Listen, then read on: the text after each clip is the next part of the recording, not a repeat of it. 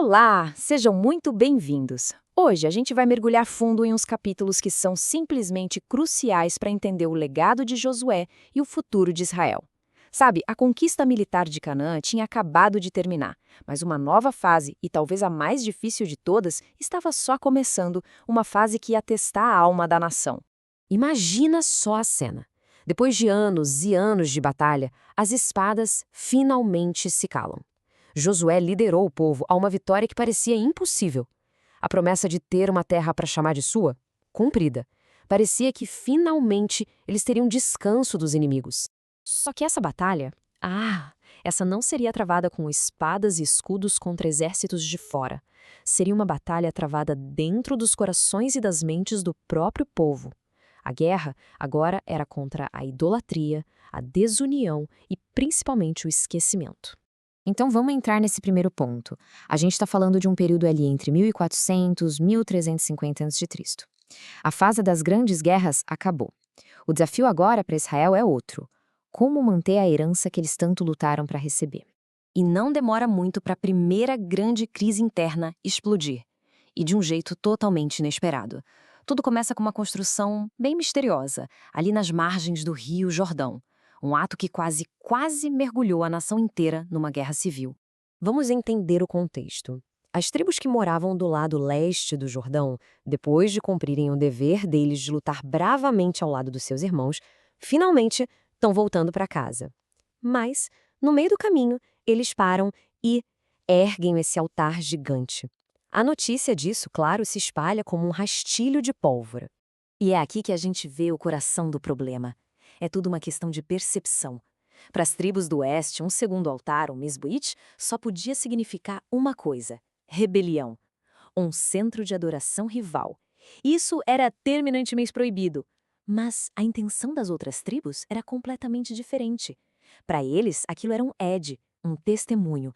A reação é imediata. E é violenta. Mas por quê? Porque eles já tinham aprendido da pior maneira possível.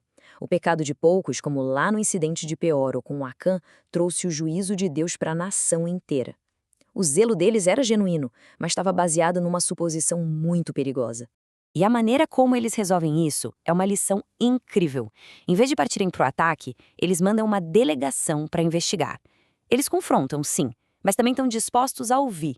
E é nesse diálogo que a verdade aparece. O altar não era para sacrifícios, mas sim para lembrar as futuras gerações de que mesmo com um rio separando eles, todos eram um só povo. Então, a chave para resolver tudo está no significado dessa palavra, ed. Era um memorial.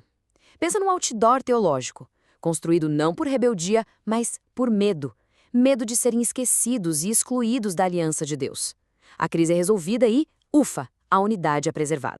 Ok, anos se passam, Josué já está bem velhinho e no seu discurso de despedida para os líderes, ele aponta para a próxima grande ameaça. Uma ameaça muito mais sutil. A guerra agora não era mais contra gigantes e muralhas.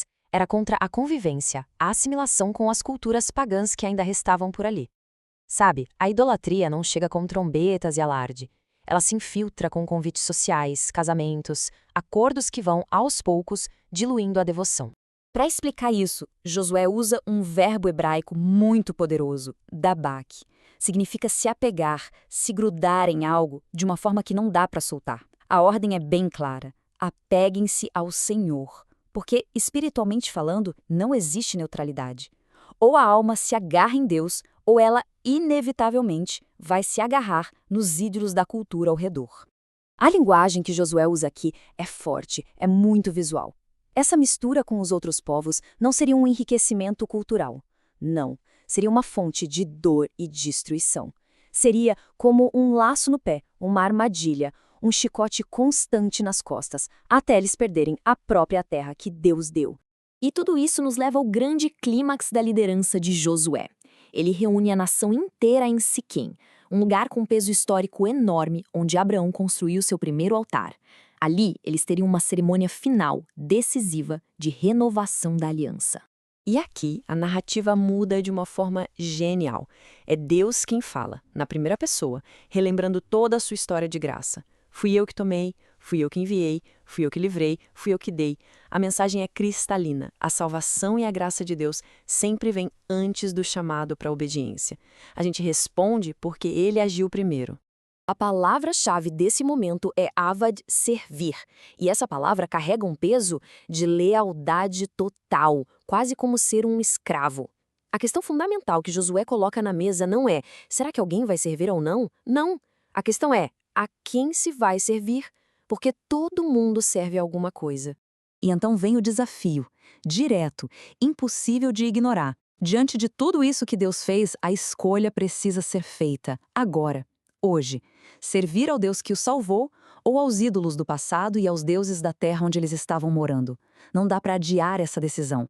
E antes mesmo que o povo possa responder, Josué dá o passo à frente e faz a sua declaração pessoal, poderosa. Ele não impõe, ele lidera pelo exemplo. A decisão dele é firme, é pública. Olha, esse é um dos momentos mais icônicos de liderança que a gente vê em toda a Bíblia. O compromisso foi firmado. Mas como garantir que essa decisão tão importante não seria esquecida? Josué, então, estabelece um memorial, algo que dure, uma testemunha silenciosa para as próximas gerações. Uma pedra enorme foi colocada debaixo de um carvalho. Ela não tinha nenhum poder mágico, nada disso. A função dela era pedagógica. Ela ouviu as promessas do povo. E quando o coração deles começasse a se desviar, a pedra estaria lá, como um lembrete físico, silencioso, do pacto que eles fizeram. Josué morre aos 110 anos. E a morte dele marca o fim de uma era. A geração que viu os milagres no deserto e as muralhas de Jericó caindo, se foi. Agora, o futuro da nação depende totalmente da fidelidade da nova geração àquela aliança que eles acabaram de renovar. E a história de Josué termina, mas o eco dela atravessa os milênios e chega até nós.